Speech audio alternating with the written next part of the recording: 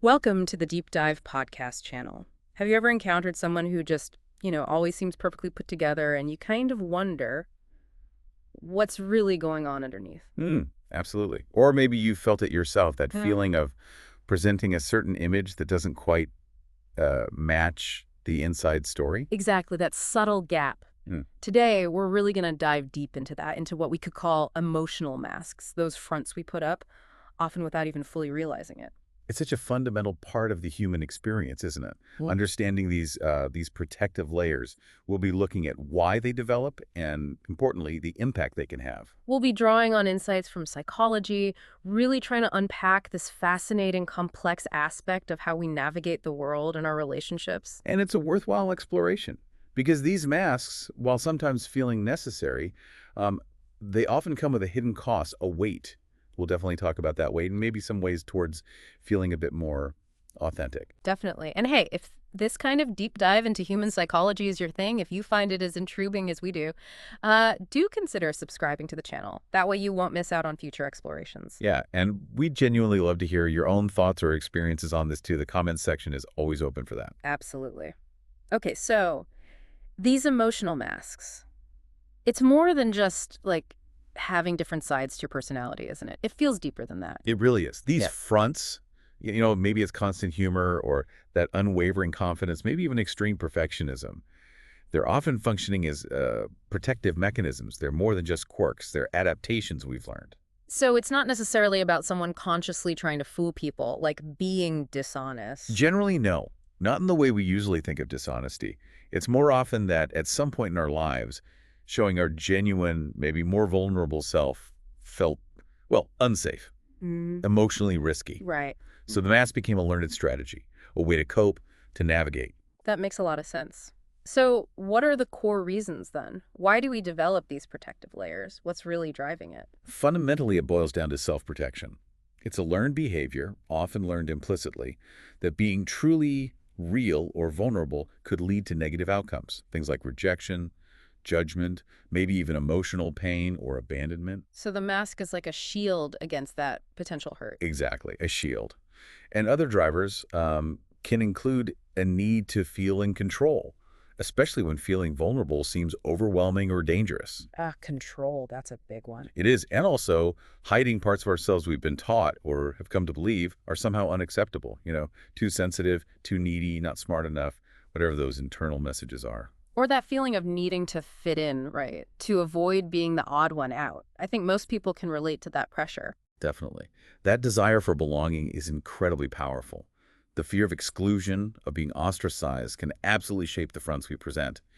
And closely related is avoiding shame. Shame associated with perceived weakness, failure, or not measuring up somehow. Wow. So, these masks, they're really rooted in these deep, often unmet emotional needs. Precisely. And very often, if you trace them back, the origins lie in our earliest experiences. Those formative relationships there really shape our emotional blueprint. Which brings us neatly to the role of childhood and attachment. How do those early bonds influence whether we develop these masks? Hugely influential. Our first relationships, typically with parents or primary caregivers, they really set the stage for how we understand emotions, relationships, and ourselves. Attachment theory sheds a lot of light here. Can you explain that a bit? Sure. Essentially, it looks at how those early bonds shape our later relationship patterns and how we regulate our emotions.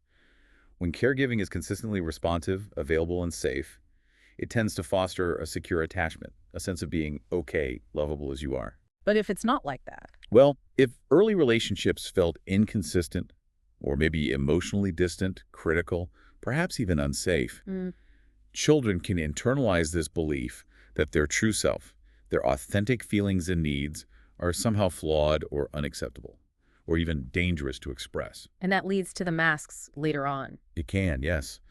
These early experiences can contribute to what are called insecure attachment styles. For example, someone with an anxious attachment style, maybe from inconsistent care, might develop people-pleasing tendencies or become a high achiever, sort of constantly seeking that validation. Right, trying to earn that security. Exactly.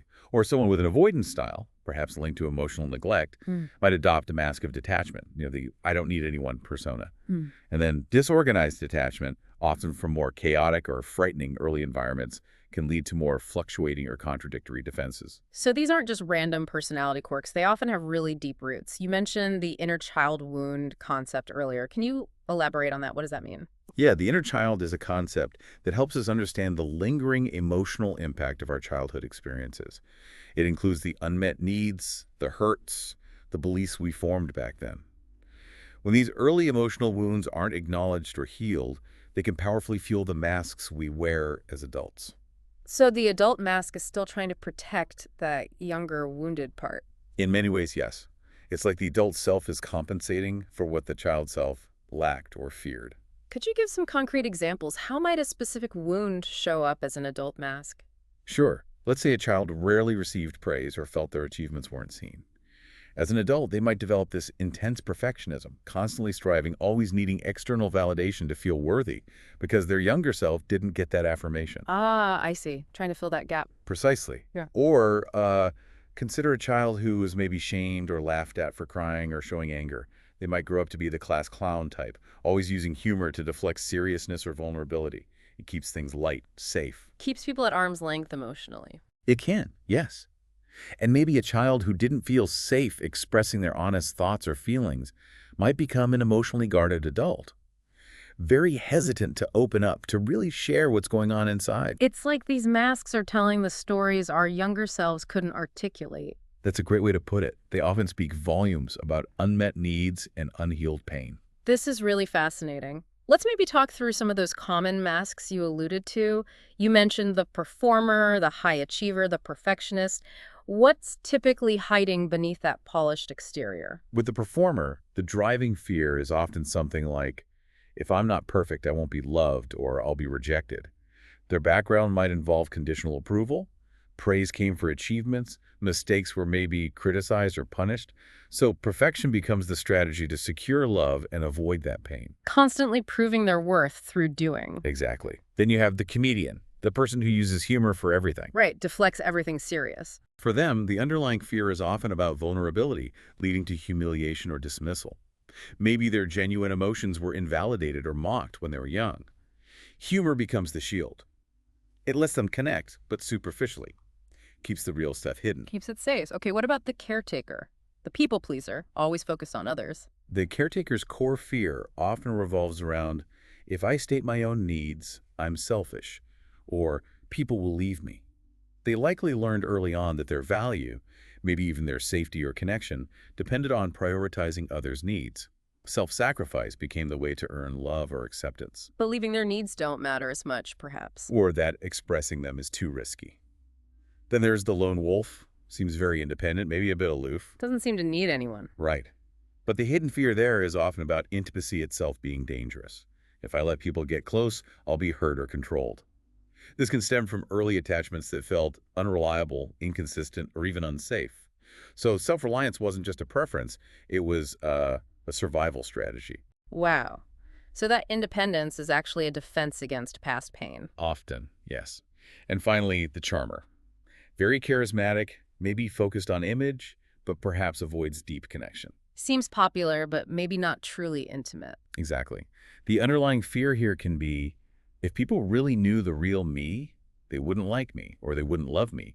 This might link back to experiences of conditional love, where affection felt dependent on performance, or perhaps emotional neglect where deeper connection wasn't modeled or available. It's quite profound how these different outward styles can stem from similar core fears about acceptance and safety. And like you said, they can become so automatic, right? The person might not even realize why they act that way. Absolutely. They become deeply ingrained habits of being. But, and this is crucial, while they might have offered protection initially, wearing these masks consistently takes a significant toll. There are real negative consequences. Let's talk about that toll. What does it cost us, mentally and maybe even physically, to keep these masks up? Well, maintaining a facade requires constant vigilance and energy. It's exhausting. This can lead to things like chronic anxiety, just a persistent feeling of tension, or even burnout. You're constantly performing, constantly managing the impression. I can imagine. And suppressing your true feelings can lead to a kind of emotional numbness. Feeling disconnected from yourself, maybe struggling to feel joy or other positive emotions fully. Which must make genuine connection really difficult. Immensely difficult. How can you feel truly seen or understood if you're not showing your true self? This often feeds into imposter syndrome, too, that nagging feeling you're a fraud and will be found out because the self others like isn't the real you. Oh, that makes total sense. And physically, the chronic stress of suppressing emotions, of that constant vigilance, can absolutely manifest in the body. Headaches, stomach problems, muscle tension, fatigue. The mind and body are deeply connected. It sounds incredibly draining just living behind that front day after day. How does it play out specifically in our relationships? Well, fundamentally, masks create barriers. Yeah. Barriers to true intimacy, to feeling genuinely connected. If you're hiding significant parts of yourself, others can't truly know you, and you can't feel truly loved for who you are. So what might that look like in practice? It could mean a real struggle with vulnerability, difficulty opening up, sharing deeper feelings or fears. It can lead to feeling profoundly unseen or misunderstood, even in close relationships, because people are interacting with the persona, not the person. Yeah. Sometimes people wearing masks might unconsciously choose partners who are also emotionally unavailable, sort of mirroring their own guardedness. And over time, especially for, say, the caretaker mask, always putting others first can build up resentment, a feeling of being depleted and unappreciated. It really highlights how crucial emotional honesty is, starting with being honest with ourselves, maybe. Absolutely. Yeah. That's the starting point. So if someone is listening and thinking, maybe I do wear a mask sometimes, what are some gentle first steps they could take towards, well, towards letting it down a bit? It must feel scary, the idea of just dropping it. It absolutely can. So it's vital to approach this with kindness towards yourself, patience. It's not about ripping the mask off. The first step is really about building emotional awareness. Just noticing. Just noticing, exactly. When do you feel that urge to perform or hide? Yeah. What situations trigger it? What specific emotions are you trying to push away or cover up? What parts of yourself feel unacceptable? Simply naming these things without judging yourself for them is huge. That internal observation. Okay, what might come after that awareness? Connecting with that inner child we talked about. Gently exploring those earlier experiences. You could try visualizing your younger self, the one who learned to hide or please or achieve or shut down. What did that child need back then? Like, what were they missing? Yeah, maybe reassurance, permission to feel, validation, safety. And then can you start to offer some of that to yourself now? It might sound a bit abstract, but consciously giving yourself that compassion, that affirmation, can start to heal those old wounds and lessen the need for the protective mask. That's a really powerful concept, providing that missing piece for yourself now. What else? Creating safe spaces for authenticity. It's not about being vulnerable everywhere all the time. That wouldn't be wise. But can you identify one or two people, a trusted friend, a partner, a therapist, where you could risk being a little more real? Starting small. Exactly. Practice sharing small things. Maybe saying, actually, I'm feeling a bit anxious about this, or I need some time for myself today. Tiny steps that build the muscle of authenticity in safe contexts. Finding those pockets of safety. You also mentioned the body. Yes, paying attention to your body signals. Emotional suppression often shows up as physical tension. Do you clench your jaw? Are your shoulders always tight? Noticing these physical habits is important. Practices like mindfulness, deep breathing, gentle movement, they can help regulate your nervous system. They make feeling your feelings, and thus being authentic, feel physically safer. Tuning into the body's wisdom. And what about our mindset? Is there a shift needed there? Definitely. It involves redefining strength. We often equate strength with being stoic, perfect, never showing weakness. But actually, true resilience, true strength, involves being able to acknowledge and navigate our full range of human experiences, including vulnerability. So vulnerability isn't weakness. Not at all. It's courage. It's authenticity. Think about the people you feel most connected to often as those who aren't afraid to be real, flaws and all. Embracing your own humanity, imperfections included, is incredibly powerful. That's a huge shift, seeing vulnerability as courage. So just to recap those steps, building that emotional awareness, connecting with the inner child's needs, creating safe spaces, tuning into the body, and redefining strength.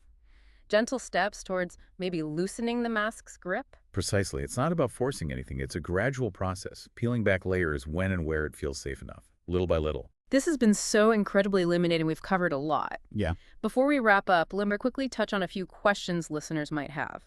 A common one must be, look, isn't it just normal, even necessary sometimes, to put on a brave face, like at work or meeting new people? That's a really important distinction to make. Yes, there's a difference between healthy social adaptation, adjusting your behavior appropriately for different situations, and a pervasive, deep-seated need to hide your core self out of fear.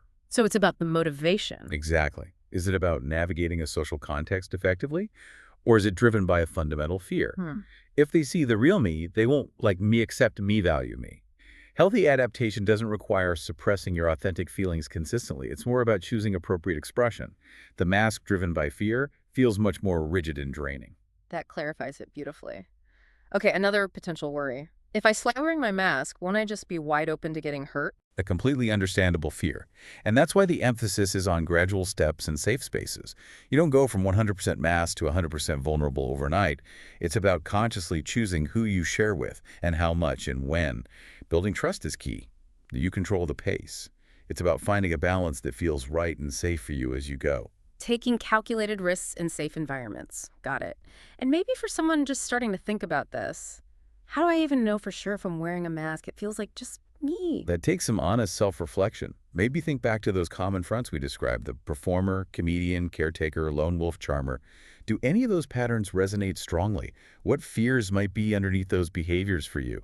When do you feel least like your true self? Asking those kinds of questions, maybe journaling about them, can start to reveal where the mask might be operating. Being curious about your own patterns, and one last one, can these masks ever actually be helpful? In the past, they likely were helpful, or at least adaptive. They probably served a crucial protective function in specific circumstances or during difficult times. They helped us survive emotionally. So we don't need to judge ourselves for having developed them. Right. But the key question is, are they still serving you well now? Or are the long-term costs, the exhaustion, the lack of connection, the potential health impacts we discussed, starting to outweigh those original benefits? Often, while they served a purpose, they limit our growth and true connection in the long run. Understanding their origin, but questioning their current utility. That's a great perspective. Exactly. Compassion for the past, conscious choice for the future. This has been such a rich and insightful deep dive. It really underscores that what we see isn't always the whole story, and that beneath those surfaces, there's so much complexity and vulnerability. And that journey towards uncovering more of your authentic self, while maybe daunting at times, is ultimately where deeper connection, peace, and fulfillment tend to lie. Thank you so much for sharing all this wisdom with us today. It's given us, and hopefully our listeners, a lot to think about. My pleasure. It's important stuff to talk about. And thank you, our listener, for joining us for this deep dive. We hope it sparked some reflection. Until next time, take good care of yourself. And remember, beneath whatever layers you feel you need to wear, you're still there, still worthy, still whole.